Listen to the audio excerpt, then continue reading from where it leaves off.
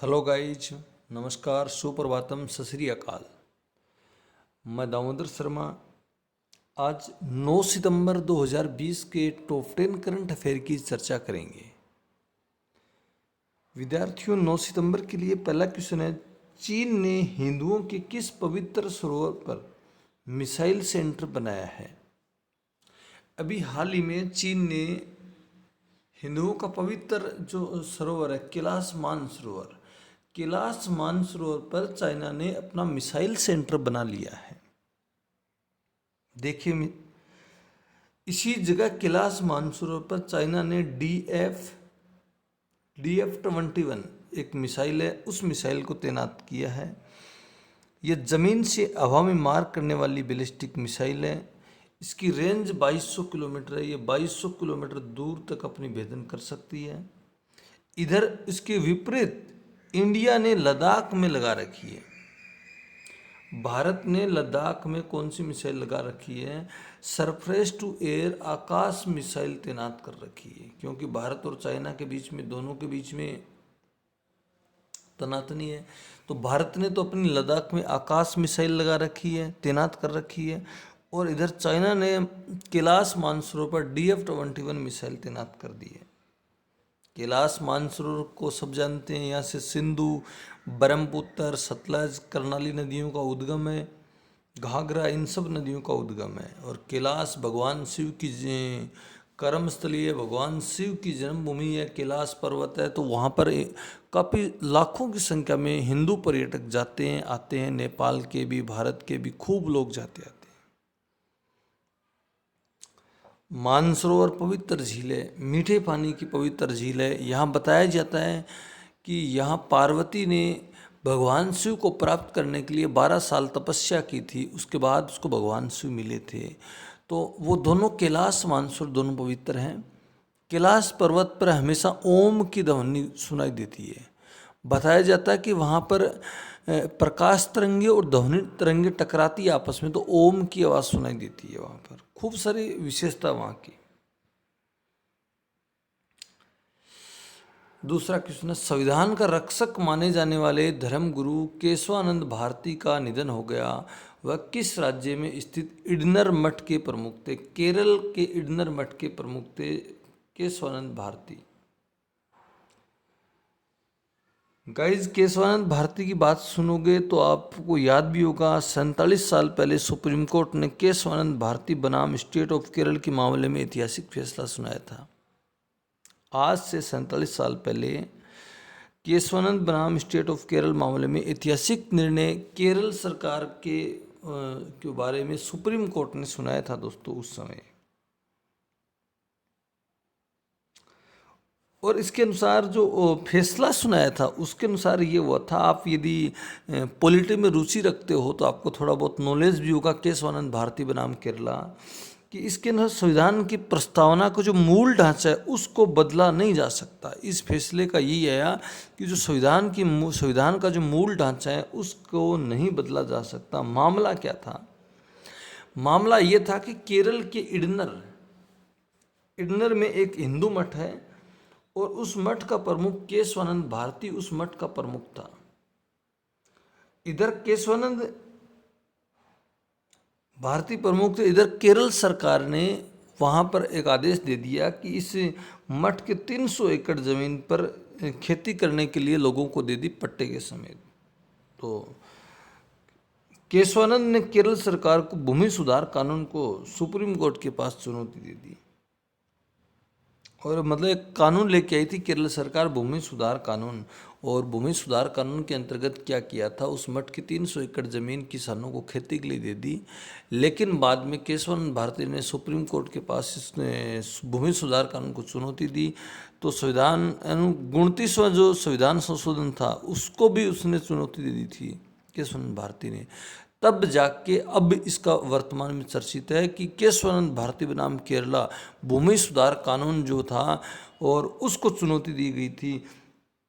तो ये चर्चा का विषय है। फ्रेंड्स, देखिए अगला क्वेश्चन आप याद रखना, बहुत इंपॉर्टेंट है। अखिल भारतीय टेनिस संघ का नया अध्यक्ष किसे चुना गया है? अनिल जैन को अखिल भारतीय टेनिस संघ का अध्यक्ष चुना गया है अनिल जैन। ये अनिल जैन भाजपा से राज्यसभा सांसद भी हैं और इनको भारतीय टेनिस संघ का नया अध्यक्ष भी चुना गया है। अगला, हाल ही में जम्मू कश्मीर की आधिकारिक भाषा के रूप में कौन सी नई भाषाओं को जोड़ा गया है?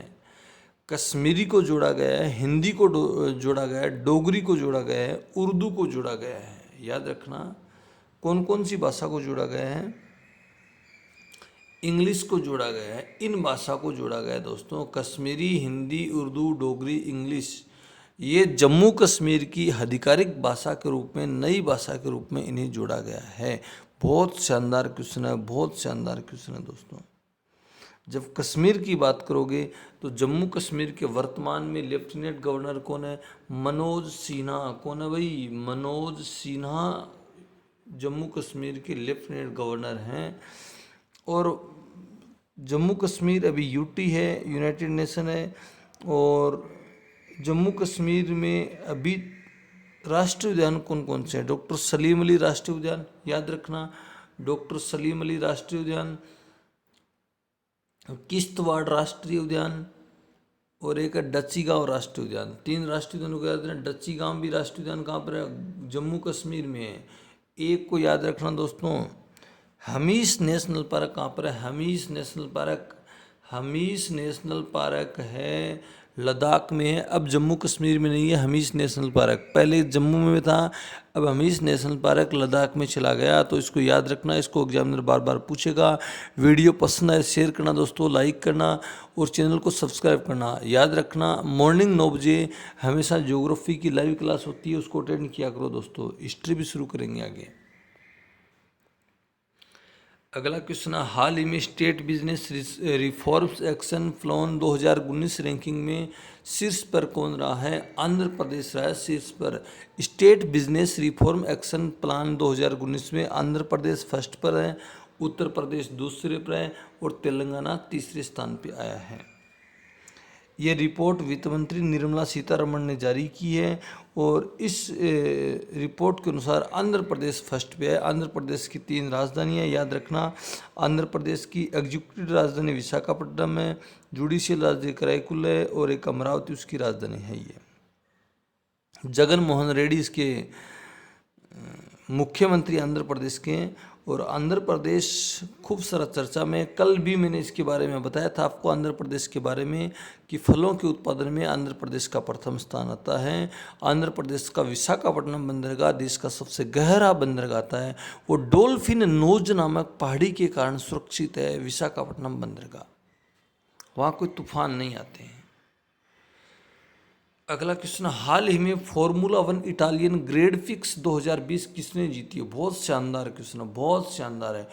Formula 1 Italian grand prix Pierre Gasly ने जीती है। पियरे गेसली ने ये खिताब, ये इटालियन ग्रेड फिक्स 2020 जीत लिए अभी हाल ही में।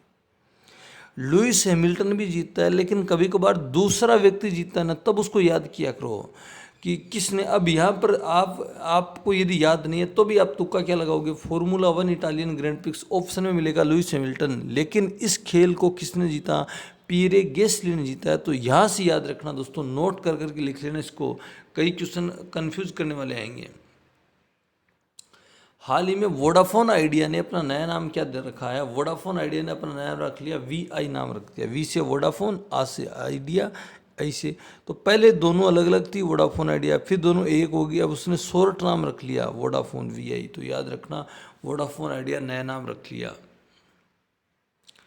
अगला, हाल ही में किस राज्य सरकार ने स्पेरो पोर्टल लॉन्च किया है? जम्मू कश्मीर ने लॉन्च किया, स्पेरो पोर्टल लॉन्च किया है। याद रखना स्पेरो पोर्टल जम्मू कश्मीर सरकार ने लॉन्च किया, क्योंकि प्रशासनिक सेवा में सुधार करने के लिए, पारदर्शिता लाने के लिए, अपने कर्मचारियों को सजग करने के लिए, अपने काम के प्रति ललक रखने के लिए, उजागर करने के लिए जम्मू कश्मीर सरकार ने स्पेरो पोर्टल लॉन्च किया है। तो याद रखना दोस्तों, स्पेरो पोर्टल अपने कर्मचारियों के लिए लॉन्च किया। किसने? जम्मू कश्मीर सरकार ने। जम्मू कश्मीर के लेफ्टिनेंट गवर्नर कौन है? मनोज सिन्हा, जो सांसद है उत्तर प्रदेश से, मनोज सिन्हा हैं। याद रखना इसकी बातों को। अगला है, हाल ही में प्रोडक्ट डिजाइन फर्म कैलिडोस्कोप का अधिग्रहण किसने किया? इन्फोसिस ने किया दोस्तों। इन्फोसिस ने इस कंपनी का अधिग्रहण कर लिया। इन्फोसिस की बात करोगे दोस्तों तो इन्फोसिस की स्थापना हुई थी 1981 में, इसकी स्थापना होती है।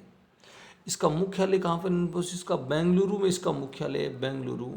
और इन्फोसिस के जो वर्तमान जो चेयरमैन है वो नंदन नीलकंठी हैं। तो याद रखना इसका अधिग्रहण किया है। अगला क्वेश्चन, हाल ही में जॉन बक्सी का निधन हो गया। वह कौन थे? जॉन बक्सी फिल्म निर्माता थे और जिनका हाल ही में निधन हो गया। तो ये बड़े फिल्म निर्माता थे दोस्तों जॉन बक्सी। तो कई बार इनको ऐसे पूछ लेता है कि वो किस क्षेत्र से जुड़े हुए थे। जॉन बक्सी फिल्म निर्माता थे, कई बड़ी बड़ी फिल्मों का निर्माण किया है, तो जिनका हाल ही में निधन हो गया। तो ये 10 क्वेश्चन है दोस्तों, याद रखना। अब आपके लिए क्वेश्चन है दोस्तों। पहला क्वेश्चन ध्यान देना, राजीव गांधी खेलरत्न पुरस्कार के विजेताओं का चयन किसकी अध्यक्षता में बनी कमेटी ने किया? उत्तर देना। राजीव गांधी खेलरत्न पुरस्कार 2020 के तहत कितने खिलाड़ियों को ध्यानचंद पुरस्कार के लिए सम्मानित किया गया था? ध्यानचंद पुरस्कार के लिए। अच्छा, कल वाला क्वेश्चन था, हाल ही में कल वाले की बात करते हैं। किस राज्य सरकार ने गंदगी भारत छोड़ो अभियान शुरू किया था? मध्य प्रदेश सरकार ने शुरू किया था। और बजाज आलिंज ने अपना ब्रांड एम्बेसडर किसे बनाया था? आयुष्मान खुराना को अपना ब्रांड एम्बेसडर बनाया था बजाज आलियन ने। तो इतने टॉप 10 क्वेश्चन थे, आप याद रखना, दोनों के जवाब देना। ओके, वीडियो पसंद आए लाइक करना, शेयर करना, चैनल को सब्सक्राइब करना। Damodar Sharma always with you. Thank you for watching. Okay friend.